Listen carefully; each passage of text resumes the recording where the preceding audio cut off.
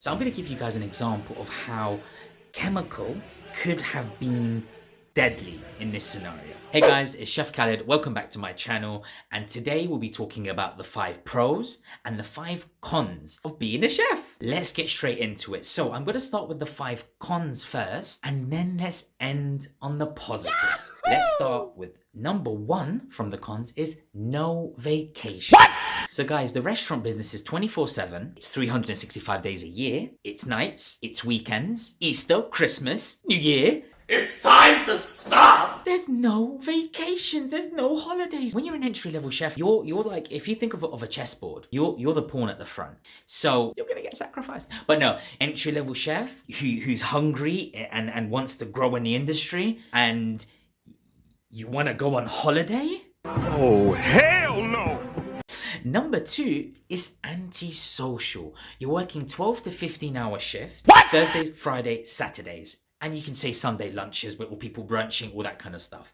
That's the restaurant industry in the sense of when it's at its peak, right? So you're going to need to work those days. What? You're going to need to work those weekends. What? You might get an odd weekend off, but it's going to be a sacrifice, guys. And that's why your passion for food has got to be strong enough. Number 3 is bodily injury. You're going to be surrounded by fire, sharp objects, hot surfaces, grease. You're gonna get cuts, burns, blisters. I haven't even got started about the chemicals. And you know what? I've actually got an example for you. So I'm gonna give you guys an example of how chemical could have been deadly in this scenario. In this restaurant, they had a pasta boiler. I was literally passing by and I thought, let me just check if the chef seasoned the water. I tasted it. I could taste the chemical. It turns out that the chef forgot to do the morning routine of drowning the chemical water and washing it. So can you imagine if we'd started service with that pasta boiler on and serving pasta from that water? Number 4 is big egos. Now, whilst I was working at Gordon Ramsay at the Claridge's Hotel back in 2011, the sous chef there, which again I will not name names, had a big ego. So you could be cutting an onion. Now this sous chef clearly knows one way to cut an onion, and you have to use that way. He would intimidate me. He would come to me by saying, what's your position here? You're always going to be at the bottom of the hierarchy. I've got people on the phone trying to come and work here for free. Intimidate, trying to push your buttons. If you let this person beat you and give up, then he's won. So what did I do? I didn't give up. I was there to learn. I had my head down and I was focused. I wasn't going to let this guy ruin my growth, ruin my development. That wasn't going to happen. Head chef managed to catch him in the act one day, and let's just say he never did it again. So you're going to come across people like this, guys. Be ready, be prepared. Number 5 is salary. Now, for the amount of hours you'll be working, you're going to be thinking, well, hold on a minute. Why am I not earning more money? Well, you need to bear in mind that the passion that you have for food and you have for cooking and the career path that you envision, the techniques and skills that you're going to learn along the way, that has value too. Salary will come with time, and I'll be lying if I said when you start, you'll be happy with your salary. But I'm here to give you the real deal. So when you're looking for that first job, you're looking for an establishment that definitely has the highest standards and good habits. You do not want to be joining somewhere where you pick up bad habits. If you start your journey as a chef somewhere where you pick up bad habits, where, I don't know, you use the cloth to wipe your board and then you use that same cloth to wipe a plate, they're just cowboy errors. That's the term that we use for it, where it's just not right, it's not hygienic, it's not correct practice. You don't want to be picking up those habits, guys. We don't want to develop cowboy chefs, okay, guys? And there you have it. That's the 5 cons. Now let's get to the 5 pros of being a chef. Number 1 is diversification. Now you might have a passion for food, but you don't know if you want to be a baker, a pastry chef, a breakfast chef, work on the sauce, work on the meat, work on the fish section. There's so many areas that you can specialize in. But the idea is, guys, in that first establishment that you go to, or whichever establishment you go to, really, you need to show that you're willing to learn, ready to absorb every single bit of information. Not just where you're working. I used to listen to what's going on in the other sections as well and be taking notes on the side.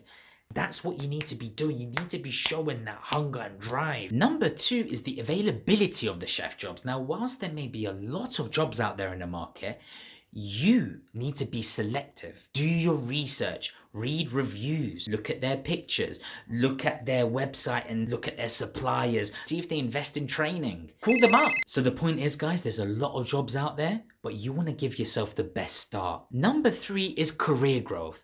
You will have opportunities, guys, because people rise up the ranks. They need to be refilled. So as long as you keep your head down, focus, learn, develop, grow, yes, chef, opportunities are there and it's waiting for you to grab them and feed that hunger. Number 4, room for creativity. Whilst you're learning and honing your skills, and you're gonna have opportunities to think, how can I do things faster? Because when you do things day in, day out, you start to notice patterns. And you start thinking, well, hold on, if I do this, I can do that quicker. Then that means I can do something else and learn more. That's the key. So I remember there was this one job where I had to clean these Jersey Royal potatoes. You need to kind of wash them one by one, and it's very laborious. It's very mundane. It's not like you can just listen to music and do it, you know. Surprise, motherfucker. Takes a long time. I'm talking about 2-3 hours you could be doing these potatoes. Long time. I designed something that makes it quicker to wash these Jersey Royals. When the chef first saw it, he was like, what the I was like, chef, trust me, it's quicker. Look, we can time it. You're getting the job done to the right standard, but quicker. When you love what you do, there's gonna be opportunities to be creative. The chefs are then thinking, okay, wow, this person cares. This person wants to learn. This person's passionate. And if you do love cooking and you have the passion for it, I can honestly say that I don't watch clock. I can honestly say that I don't clock watch. And I've worked in corporate jobs where literally half an hour feels like 5 hours. But now I work 16 hours and that feels, much less. No, it does feel like 16 hours, but still, I don't clock watch. Number 5, self-fulfillment. When you are a new chef, you're focusing on learning primarily. 10 years ago, whilst working at my first job in Wimbledon, a 4-star hotel, I distinctly remember we had a function. And because I was so eager and hungry, I said to the chef, I've got an idea for a canapé. Chef said to me, do one for me, and then we'll take it from there. I did it for the chef, he loved it, and we used it. The feeling of having my dish go out to a guest really touched me that moment. That really connected and it resonated with me because I thought, oh my God, wow, this is the start of something special. Hone in on your skills, hone in on your techniques, learn about your ingredients, focus on that first, and the opportunities will come, guys. They will. So there you have it, guys. 5 pros and 5 cons of being a chef. If you want me to explore anything that we've covered in more detail, or you have any questions, feel free to put it in the comments and I'll get straight back to you. Thank you for watching. See you next time, and one love.